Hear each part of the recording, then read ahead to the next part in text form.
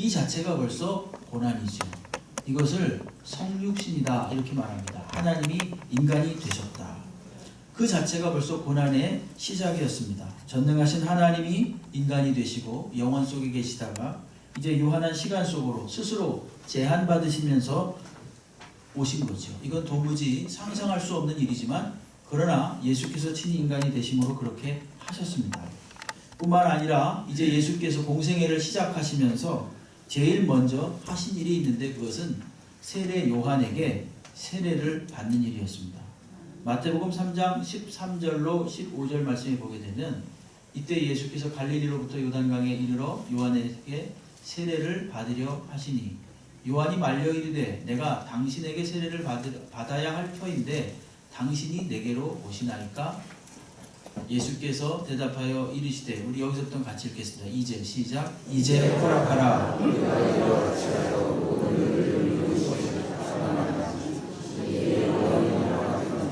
아멘. 보십시오. 예수께서 제일 먼저 오셨던 공식적으로 행하신 일, 그것은 세례 요한에게 세례를 받는 일이에요. 여러분, 세례가 뭡니까? 세례는 그야말로 씻는 예식입니다. 무엇을 씻겠습니까? 죄를 씻겠죠. 그렇죠? 근데 예수님이 죄를 씻는 예식에 참여하셨습니다. 말이 안 되죠? 그렇죠? 왜냐하면 예수님은 죄가 없는데 무슨 죄를 씻는 예식에 참여합니까? 예? 그렇기 때문에 세례 요한이 그렇게 말한 거예요. 당신은 죄를 사하시기 위해서 오신 분이지 당신의 죄를 사함 받기 위해서 오신 분이 아니지 않습니까? 왜 제가 당신께 세례를 해야 됩니까? 오히려 제가 당신께 세례를 받아야지 않겠습니까? 뭐 이런 말이죠. 그렇죠? 세례 요한의 말, 이 말은 굉장히 중요한 말입니다. 예수님이 누구인가를 분명히 알고 하는 말이죠. 예수는 죄를 사하시러 오셨지 결코 죄 용서함을 받으러 오신 분이 아닙니다. 어떤 죄를, 어떤 인간의 죄를 사하시기 위해서 오셨는가? 원죄죠. 원죄. 원죄라는 것은 아시는 것처럼 선악을 알게 하는 나무의 열매를 먹은 그 죄를 말합니다. 그래서 전에 없던 사망이 들어왔고 사망이 들어와서 그냥 꼴까닥하고 즉시 죽은 게 아니라고 여러 차례 말씀드렸습니다. 여러분, 아담이 몇 살에 죽었다 그랬죠? 이건 제가 한 7번쯤 말씀드린 것 같은데, 그죠? 창세기 5장 5절에 보면 아담이 몇 세에 죽었습니까? 여러 살 후에 죽었겠죠? 네. 935세에 죽었다고 나옵니다. 935세. 그러니까 선악과를 먹자마자 즉시 죽은 게 아니라는 겁니다. 그러니까 사망이 왕노릇했다. 이 말은 뭐냐 하면 사망이 들어왔다. 이 말은 뭐냐면 즉시 죽었다. 이런 말씀이라기보다는 즉시 하나님과의 관계가 단절됐다. 이런 뜻이고, 그리고 사망적 사고방식에 의해서 사람이 살게 됐다. 이런 뜻입니다. 죽이고 도적질하고 수군거리고 비방하고 음란하고 어떻게 남이 잘 되는 것 보기 싫은 거예요. 혹시 이 중에 남이 땅을 사고 빌딩을 사면 와 잘됐다 박수 쳐줘야 되겠다 그런 분 있습니까? 네, 손든 분 한 분밖에 없어요. 다 특별한 분이에요 저분은. 그죠? 여러분, 인간의 본성, 우리나라 속담에 그게 있죠. 사촌이 땅 사면 배가 아프다. 굉장히 성경적인 속담입니다. 네? 이 사람의 악한 본성을 고스란히 잘 드러내는 본성, 이게 속담이지요. 그렇죠? 이게 바로 사망적 사고방식에 의해서 사는 사람의 특징입니다. 로마서 1장 29절로 31절에 보게 되면 아주 적나라하게 우리가 여러 차례 봤습니다. 여기 보십시오. 불의, 추악, 탐욕, 악의, 시기, 살인, 분쟁, 사기, 악독, 수근수근하는 것, 그 다음 비방, 하나님께서 미워하시고요, 능욕하고 교만하고 자랑하고 악을 도모하고 부모를 거역하고 우매하고 배역하고 무정한 자, 무자비한 자. 이게 바로 인간이 그거야 뭐 당연히 사람이 나면서부터 가지고 나는 본성이지요 라고 생각하면서 당연하게 여기는 죄입니다. 성경은 그걸 그냥 당연한 본성이라고 여기지 않습니다. 죄가 들어와서 아담이 선악과를 먹음으로 죄가 들어와서 생긴 것이지 애초부터 그게 있었던 게 아닙니다. 선악을 알게 하는 나무, 창세기 2장 17절에 선악을 알게 하는 나무의 열매를 먹지 말라. 내가 먹는 날엔 정녕 죽으리라. 이 말씀을 하신 건 뭐냐면 그것을 먹게 되는 날에는 이제부터 사망의 조금 아까 말씀드렸던 여러 가지 사고방식들, 우리가 그저 본능이라고 여기고 사람의 당연한 본성이라고 여기고 당연시 여기면서 살아왔던 그 사망적 삶, 이게 참 단어가 궁색한데요. 사망적 삶, 뭐 그렇게밖에 표현할 수가 없어요. 그런 삶을, 그런 사고방식을 가지고 살다가 결국은 영원한 사망, 영원한 지옥으로 가게 된다는 것입니다. 그것에 대해서 세례 요한은 잘 간파하고 인간의 이런 죄의 상태에 대해서, 그리고 인간이 당할 궁극의 운명에 대해서 아주 정확하게 누가복음 3장 9절에서 이렇게 말했습니다. 이미 도끼가 나무 뿌리에 놓였으니 좋은 열매를 맺지 아니하는 나무마다 찍혀 불에 던져지리라. 이미 사람은 태어날 때부터 말입니다. 어떤 상태라고요? 도끼가 뿌리에 놓여있는 상태라는 것입니다. 이미 죽을 수밖에 없는 존재, 이미 죄 가운데 인간이 태어나게 되고, 죄 가운데 태어난 인간은 죄 가운데 살다가 영원한 지옥불에 던져지게 될 것이다. 나무마다 찍혀 불에 던져지리라 그랬잖아요. 정확하게 잘 표현했습니다. 그래서 이것을 불쌍히 여기신 하나님께서는 인류를 죄로부터 건져내시기를 원했습니다. 그래서 그러기 위해서 이제 인류를 대신할 속죄 제물을 필요로 했습니다. 그리고 그 속죄 제물이 죄 짓기 전에 아담과 같은 흠 없는 인간이어야만 했는데 그분이 바로 예수 그리스도십니다. 이 세례를 한번 잘 생각해 보십시오. 예수께서 세례 요한에게 물 세례를 받으셨는데 이 세례를 받으시는 그것이 무엇을 의미하는가? 예수께서 세례 받으신 것이 뭘 의미할까요, 도대체? 한번 곰곰이 생각을 해보시죠.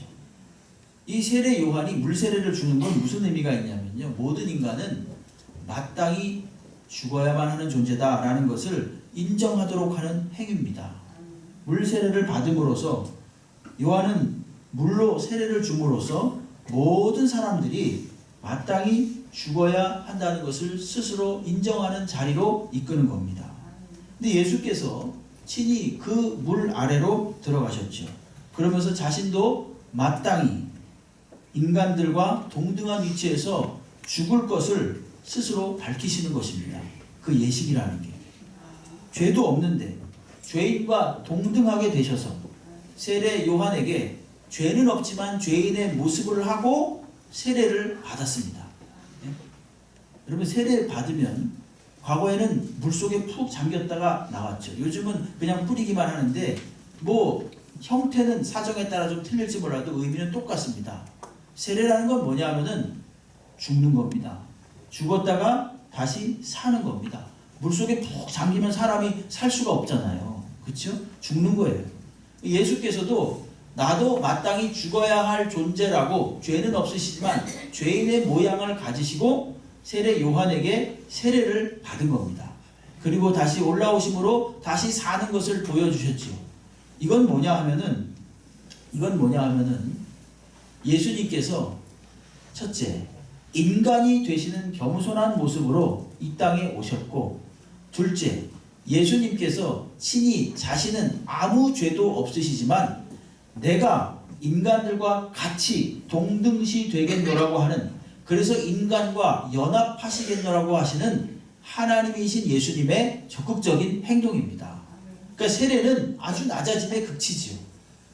아무 죄도 없으시지만, 아무 씻을 죄도 없으시지만 마땅히 죽어 마땅한 죄인과 같은 모양의 아주 극도의 같은 모습으로 동등시되는 그런 하나의 이 행동이 바로 예수님이 세례 요한에게 세례를 받으시는 것입니다. 오늘 6장에서 나온 6장 3절에 나오는 이 세례는 뭘까요? 그렇다면 무릇 그리스도 예수와 합하여 세례를 받은 우리는, 이렇게 말하고 있습니다. 하나님이신 예수님이 세례 요한에게 세례 받으심으로 인간과 동등시되고 인간과 연합하는 적극적인 행동을 취하셨다면, 인간이 하나님이신 예수님과 연합하는 적극적인 행동이 뭐라는 겁니까? 세례라는 거예요. 누구의 이름으로? 예수의 이름으로 세례를 받는 것. 예수의 이름으로 우리가 옛사람이 죽고 새사람으로 예수님과 더불어 살겠다고 하는 예식을 거행하는 것. 이 세례 예식은 곧 무엇을 말하느냐? 예수님과의 연합을 말하는 것입니다. 예수님과의 연합이에요.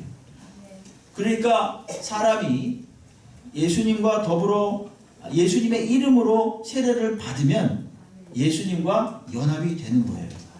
그러면 사람의 이름으로가 아니라 예수님의 이름으로 세례를 받을 때 그렇게 되는 것입니다. 고린도전서 1장에 보게 되면요, 거기에 고린도 교회가 왜 분열했는가 이유가 나옵니다. 그게 뭐냐면은 어떤 사람은 아볼로에게 1장 11절 12절 말씀인데요, 내 형제들아 글로의 집 편으로 너희에게 대한 말이 들리니 곧 너희 가운데 분쟁이 있다는 것이라. 내가 이것을 말하거니와 너희가 각각 이르되 나는 바울에게, 나는 아볼로에게, 나는 게바에게, 나는 그리스도에게 속한 자라 한다는 것이니, 이렇게 말하면서 서로 자기 자신이 더 우월하다고 주장했거든요. 그래서 파당이 생겼습니다.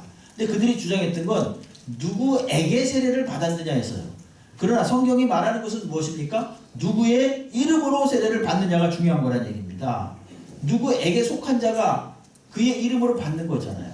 그러니까 예수 그리스도의 이름으로 세례를 받으면 예수님께 속하는 자가 되고 예수님과 연합한 자가 되는 것입니다. 네?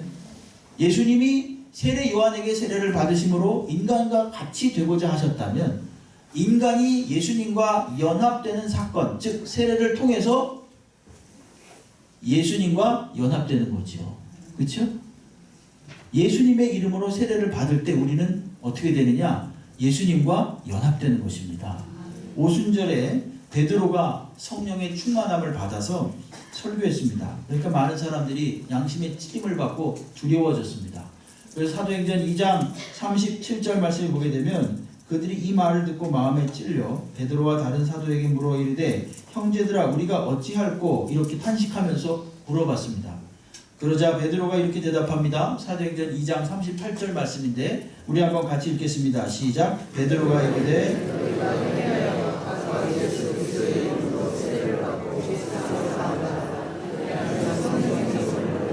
아멘. 여기 보십시오. 누구의 이름으로 세례를 받으라 그럽니까?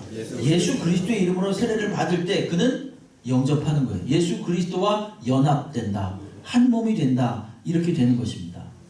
그리고 무엇을 선물로 받습니까? 성령이 이제부터 그 안에 내주하게 되는 것입니다. 예수를 주로 믿은 자들은 내 안에 성령께서 함께 하심을 믿으시기 바랍니다. 그래서 성령께서 우리를 지금도 인도하고 계시는 거죠. 이처럼 예수님의 이름으로 세례를 받아서 우리가 예수와 연합한 존재가 되는 겁니다. 예수와 연합한 존재가 되죠. 예수와 연합한 존재가 되면 어떻게 되겠습니까? 여러분, 예수님이 지옥에 가실 수 있습니까? 지옥에 안 갑니다. 못 갑니다. 그렇죠? 예수님께서 다시 부활하셨습니다. 죽음의 권세를 깨뜨리고 다시 부활하셨습니다. 그러면 우리가 잘나서 우리가 의로워서가 아니라 우리가 예수의 이름으로 세례를 받아서 그분과 연합되어졌기 때문에 우리도 천국에 갑니다. 그리고 우리도 부활합니다. 우리의 힘으로가 아니라 예수 그리스도의 능력을 힘입어서, 우리의 의로가 아니라 예수 그리스도의 의로움을 힘입어서 우리도 그 연합의 결과 천국 백성이 되는 것이요, 우리도 그 연합의 결과 부활의 영광에 참여하게 되는 것입니다. 여기 잘 보십시오. 3절에 보게 되면 예수 그리스도와 합하여, 이 합하여하고 함께하고 연합이라는 단어가 얼마나 많이 나오는지 잠깐 보세요. 3절에 합하여 2번 나오지요. 그 다음에 4절에도 보게 되면 또 합하여 함께 나오죠. 5절에도 연합한 자라는 말이 나오고 2번이나 나오고, 그 다음에 6절에도 보게 되면 예수와 함께 십자가에 못 박혔다 이런 말이 나오고, 8절에도 그와 함께 죽고 함께 산다 이렇게 계속해서 함께 또는 합하여 그리고 연합하여 이런 표현을 계속 쓰고 있습니다. 이렇게 됨으로써 우리는 어떻게 되는 것인가? 예수와 완전히 뗄래야 뗄 수가 없는 관계가 되고 신분, 하늘나라 백성이 되는 천국 백성이 되는 것이요, 천국에 갈 수밖에 없는 것이요, 그 다음에 부활의 영광에 참여할 수밖에 없는 것입니다. 이것이 신분의 변화입니다. 확실한 신분의 변화. 그리고 앞으로 분명히 정해진 운명입니다. 그런데 예수님의 이름으로 세례를 받았다고 해서 우리가 오해하지 말 것은 우리가 즉시 완벽한 사람이 되는 건 아니라는 것입니다. TV나 영화를 보게 되면요, 거기 보게 되면 이제 남녀가 말이죠, 우여곡절을 겪다가 결혼식을 하고 많은 식구들이 모여가지고 빵긋빵긋 다 웃으면서 착 사진을 찍으면서 드라마가 딱 끝납니다. 자, 첫 회입니까? 마지막 회입니까? 어쩜 이렇게 잘하세요? 예. 마지막 회 장면 다 비슷해요. 그죠? 다 그러면서 끝나요. 드라마나 영화는 그게 마지막 회예요. 근데 현실은 그렇지 않지요? 현실은 그게 시작입니다. 그렇죠? 결혼해서 행복하게 잘 살았습니다. 이러고 끝나요. 소설이나 영화나 텔레비전 다 그렇습니다. 그걸로 끝이에요. 근데 사실 현실은 안 그래요. 그냥 그게 시작이니까요. 그렇죠? 세례를 받는 게 그와 같습니다. 예수님과 연합해서 예수님과 부부가 됩니다. 예수님이 신랑이 되시고 우리가 신부가 되는 거예요. 그래서 연합해서 사는 거죠. 여러분 부부지간에도 살아보신 분들은 다 아시겠지만 결혼 전의 사랑과 결혼 후의 사랑이 얼마나 다른가를 알 수 있지요. 결혼 후에 그 배우자의 장단점을 우리가 다 압니다. 정말 몰랐던 여러 가지 성격들도 하나씩 발견해 나가고 계시죠? 지금? 그죠? 다 발견했습니까? 예, 발견 못하신 분도 아직도 많을 거예요. 계속 발견해 나갈 겁니다. 기대하십시오. 예? 어쨌든 계속 그러면서 발견해 나가면서 중요한 것은 그럼에도 불구하고 상호간에 서로 이해하고 배려하고 맞춰주고 수용해 나가는 거잖아요. 이게 사랑 아닙니까? 우리가 예수와 결혼해서 예수 그리스도의 이름으로 세례를 받고 예수님을 신랑으로 모시고 살면서 예수님은 완벽하니까 우리는 계속 실수하고 우리의 못난 성품이 계속 예수님에 의해서 발견되는 거지요. 그리고 계속 우리는 허물이 드러나게 돼 있고 그러면 예수님은 어떻게 하십니까? 계속 감싸주고 계속 고쳐주시고 어떤 때는 우리를 책망하시기도 하시고 그러나 꾸준한 인내로서 우리를 마침내 무엇으로 이끌어 주십니까? 완전한 성화로서 이끌어 주시는 것입니다. 세례란 무엇인가? 예수와 연합하는 것이요. 세례란 무엇인가? 예수와 연합된 자로서 이제부터 예수와 더불어서 사는 거예요. 언제까지? 천국에 갈 때까지 사는 겁니다. 완벽해지지 않습니다. 그 즉시 계속 완전을 향해서 나아갈 거고 완전해질 겁니다. 그러나 그것이 즉시 완전해지는 건 아니라는 걸 말씀드리는 거예요. 베드로전서 3장 21절에서 그래서 세례를 이렇게 말하죠. 물은 예수 그리스도께서, 물은 세례를 말하는데 예수 그리스도께서 부활하심으로 말미암아 이제 너희를 구원하는 편이 곧 세례라. 이는 육체의 더러운 것을 제하여 버림이 요 이래야 되는데 뭐라 그럽니까? 아니요 이렇게 말하잖아요. 다시 말해서 즉시 그 사람이 완벽해지지 않는다는 것입니다. 특별히 교회에 새로 나오시는 분들은 말입니다. 이걸 잘 보셔야 돼요. 교회 다니면 다 절대로 천사가 아닙니다. 예? 교회 다닌다고 다 착하지 않습니다. 절대로 그것 때문에 실망하지 마시기 바랍니다. 예? 아, 저분은 그렇게 보지 않았는데 교회 와서 들어와 보니까 그게 아니네. 여러분 앞으로 그런 일 더 많습니다. 예? 그러니까 여기에 나오는 대로 예수의 이름으로 성도가 되고 세례를 받았다고 해서 즉시 완벽해지는 게 아니라 뭐라고 나오냐면 저기 보십시오. 제하여 버림이 아니요 하나님을 향한 선한 양심의 간군이라. 아멘. 어쩌면 저렇게 표현이 완벽한지 모르겠습니다.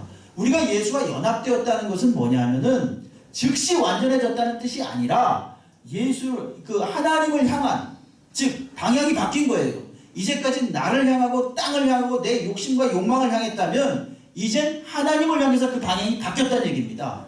선한 양심의 간군이라. 지속적으로 우리 주님을 알아가면서 사는 것이 시작되었다라고 하는 것입니다. 오늘 6장 4절 말씀 뒷부분에 보십시오. 그리스도를 죽은 자 가운데서 살리심과 같이 우리로 또한 새 생명 가운데 행하게 하려 하심이라. 이렇게 말하고 있습니다. 우리가 연합되었다는 것, 우리가 예수 그리스도와 연합되었다는 것, 이것은 이제 새 생명을 향한 출발입니다. 네? 출발입니다. 이처럼 예수와 연합되어서 우리는 천국 갈 때까지 예수님과 함께 사는 것입니다. 한 가지 틀린 것이 있다면 아까 성령이 그 안에 거하신다 그랬잖아요. 이제부터 성령께서 내 안에 계셔서 무엇이 옳은지 무엇이 그른지를 끊임없이 가르쳐 주시고 우리의 못남과 우리의 약함과 우리의 많은 시행착오에도 불구하고 계속해서 우리를 하루하루 올바른 방향으로 하나님을 향한 방향으로 우리를 인도해 주신다는 것입니다. 네, 오늘 이 찬양이 사실은 우리 아주 오늘 말씀하고 굉장히 부합되는 말씀이죠. 네? 이제부터 하나님의 백성이 되었고 우리가 정죄함이 없다는 것입니다. 우리가 잘나서 정죄함이 없는 게 아니라 하나님이 계속 용서해 주시고 하나님이 올바른 방향으로 인도해 주시는 거예요. 그리고 우리는 완벽하지 않고 계속 실수합니다. 그럼에도 불구하고 결국은 승리할 겁니다. 보통 우리가 이제 그런 말 하잖아요. 남자답게 살아라. 뭐 그런 말 하지요. 이 말이 왜 나왔는지 모르겠어요. 남자답게 살아라. 이런 말 막 하잖아요. 남자답게 살라는 말은 남자에게 하는 말입니까? 여자에게 하는 말입니까? 너무나 당연한 걸 제가 물어보는 거죠. 어느 집에서 딸만 5 나가지고 마지막 6째를 나가서 아들인 줄 알았는데 딸이에요. 그래가지고 이 아빠 엄마가 얘를 아들처럼 키우기 위해서 아들 옷을 입히고 말이죠. 머리도 짧게 하고 막 태권도장에 보내고 막 그랬어요. 아들이 됩니까? 안 돼요, 안 돼요. 도저히 안 됩니다. 예? 그 남자답게 살아라 이 말은 남자에게 하는 말이지 여자에게 하는 말이 아니잖아요. 성도답게 살아라 이 말은 누구에게 하는 말입니까? 성도에게 하는 말입니다. 예수와 연합한 자에게 하는 말입니다. 그가 비록 못나고 넘어지고 완벽하지 아니할지라도 계속 성경은 성도답게 달라고 우리들에게 계속 권면하는 거죠. 여러분 로마서를 가만히 보게 되면 5장까지는요. 특별히 우리가 지난주에 본 것처럼 5장은 넘치는 예수 그리스도의 은혜에 대해서 말하고 있습니다. 아담의 범죄를 어떻게 압도적으로 하나님께서 뒤집어 엎으셨는가. 예수 그리스도의 놀라운 사랑으로 뒤집어 엎으셨다는 그 놀라운 은혜를 5장까지 쭉 말하고 나서 오늘 6장서부터는 무엇을 말하고 있느냐 하면 한마디로 말하면 예수 그리스도와 연합한 성도의 책임을 말하고 있는 거예요. 의지와 결단을 말하고 있는 것입니다. 할 수 없다면 모르겠지만 이제부터 성령께서 우리 안에 새로운 본성을 심겨주셨다면 성령께서 전에 보지 못했던 것을 보게 하시고 전에 들리지 못했던 것을 듣게 하시고 전에 말할 수 없었던 것을 말하게 하십니다. 네? 너무 이상하게 생각할 필요가 없어요. 공부 잘하는 사람들은요. 영어 공부 많이 하는 사람들 가끔 말씀드렸죠. 영어 막 이렇게 듣는 훈련을 막 하잖아요. 어렸을 때 막 그 워크맨 같은 거 꽂고 다니면서 막 이제 영어 들으려고 막 그냥 반복해서 틀었다 켰다 틀었다 켰다 막 그런 거 하잖아요. 네, 모르시는 분은 안 한 겁니다. 네, 어쨌든 그런 거 하잖아요. 우리가 그런 거 하다 보면은 이제 길거리 가다가 무슨 팝송 같은 게 나오면 말이죠. 전에는 하나도 모르고 지나가는 건데 몇 개가 들려요. 그죠? 네, 5명만 끄떡끄떡 하시네. 네, 몇 개가 들려요. 완벽하게 들리진 않아도 들려요. 전보다 발전한 겁니까? 아니면 후퇴한 겁니까?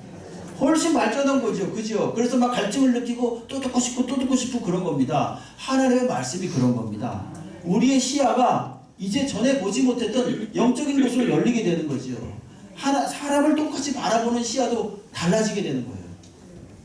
죄인으로 볼 수 있게 되고 또 존귀한 하나님의 형상으로 볼 수 있게 되는 것이죠. 물질도 마찬가지로 내 것인 줄만 알았는데 하나님이 주신 것으로 우리가 볼 수 있는 눈이 열리고 귀가 뜨이는 것입니다.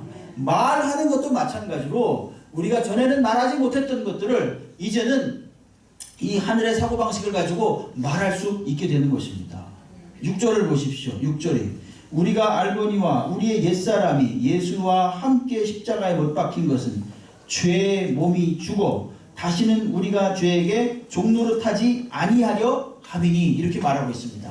이제부터 예수와 연합한 자들은 어떤 사람인가? 거룩을 향해서 끊임없이 나가는 사람인데 이걸 구체적으로 6절은 뭐라고 말하냐면은 죄의 종에서 의의 종으로 바뀌어진 사람이다 이렇게 말하고 있는 것입니다. 네? 전에는 내 마음대로 하는 것이 좋고 그리고 자유롭고 그것이 옳은 일인 줄 알았지만 이제는 그리스도와 함께 하나님을 향한 방향으로 계속 가는 겁니다.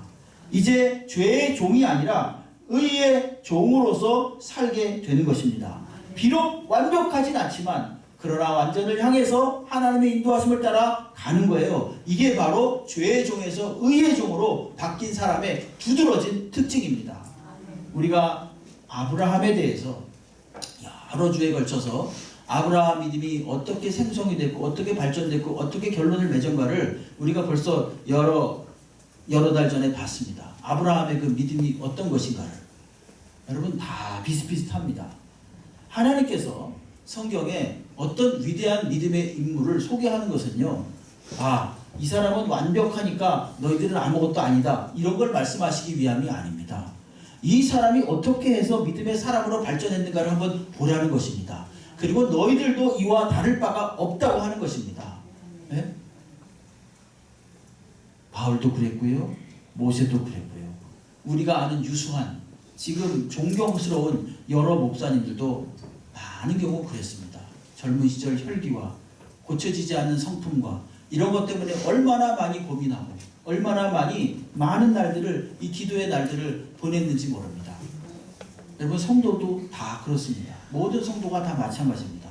그러나 분명한 것은 뭐냐 하면은 우리가 예수와 결혼한 자라는 것입니다. 우리가 예수와 연합한 자라는 것이고 성령께서 내 안에 계셔서 우리를 끊임없이 계속해서 성스럽게 하고 우리를 거룩하게 하고 마침내 영화롭게 우리를 인도해 주신다는 것입니다. 예. 이제 우리가 예수와 연합함으로 성령이 내 안에 심기워져서 자신을 죄에 대해서 죽여나가는 과정이 시작됩니다. 그러니까 이제 더 이상 죄의 종으로 살지 않고 의의 종으로 살려고 발버둥 치는 것입니다. 넘어지고 쓰러져도 계속 주님이 기뻐하시는 방향으로 가는 겁니다. 이것이 바로 죄의 종에서 의의 종이 되었다라고 하는 표현입니다. 이 뒤에 잠깐 보시죠. 17절 18절 말씀 보세요. 17절 18절 말씀. 오늘 사실 6장은 다 같은 내용을 다르게 표현하고 있는데 17절 18절 말씀 보십시오. 하나님께 감사하리로다. 너희가 본래 죄의 종이더니 너에게 전하여 준 바 교훈의 본을 마음으로 순종하여 죄로부터 해방되어 의에게 종이 되었느니라. 이렇게 말하고 있잖아요. 네? 그래서 우리가 해야 될 일은 뭐겠습니까? 11절이죠. 11절 잘 보십시오. 11절 우리 한번 같이 읽어볼까요? 시작. 이와 같이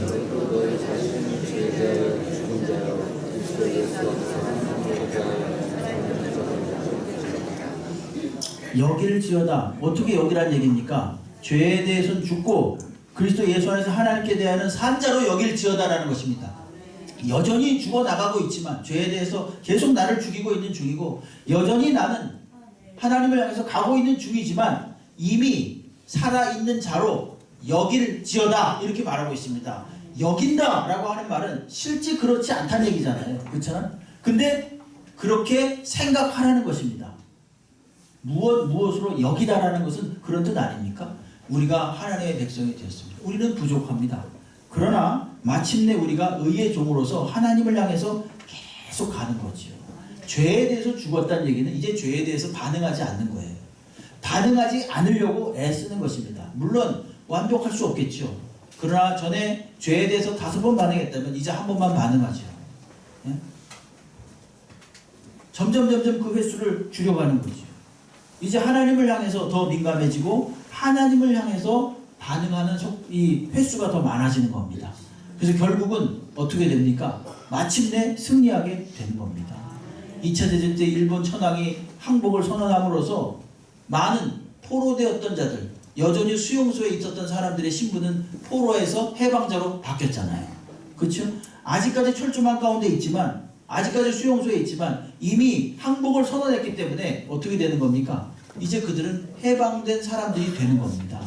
마찬가지로 예수 그리스도께서 십자가에 못 박혀 죽으심으로 이미 사단의 권세는 다 멸함을 받았습니다. 이미 죽음의 권세는 멸함을 받았습니다. 그리고 우리는 예수와 연합함으로써 하나님의 백성이 되었습니다. 그렇다면 우리는 이제부터 거룩을 향해서 계속 가는 겁니다. 넘어지고 쓰러지겠지만 계속 가는 거고 마침내 어떻게 될까요? 마침내 승리하게 돼 있다는 것입니다. 성도로서 성도답게 살려고 했을 때 완벽하지 아니하겠지만 그러나 비록 넘어지고 쓰러지겠지만 마침내 어떻게 한다? 승리하게 돼 있다는 것입니다. 고린도전서 15장 57절로 58절 말씀 보십시오. 우리 주 예수 그리스도로 말미암아 우리에게 승리를 주시는 하나님께 감사하노니. 어떻게 한다고요? 우리에게 승리를 주시는 하나님이라고 분명히 말하고 그러므로 내 사랑하는 형제들아 우리가 해야 될 일을 말합니다. 견실하며 흔들리지 말고 항상 주의 일에 더욱 힘쓰는 자들이 되라. 이는 너희 수고가 주 안에서 헛되지 않은 줄을 알미라. 이렇게 말하고 있습니다. 포기하거나 낭망하지 말고 승리를 주시는 하나님을 굳게 믿고 오늘도 거룩을 향해서 나아가고 오늘도 이제 죄에 대해서 죽고 죄의 종로로 타지 말고 오직 의에 대해서 살고 하나님의 종로로 타면서 믿음으로 나갈 수 있는 그런 성도님들이 되시기를 간절히 축원합니다. 기도하겠습니다. 하나님 아버지, 예수와 연합함으로 우리가 이제 하나님의 백성이 되었고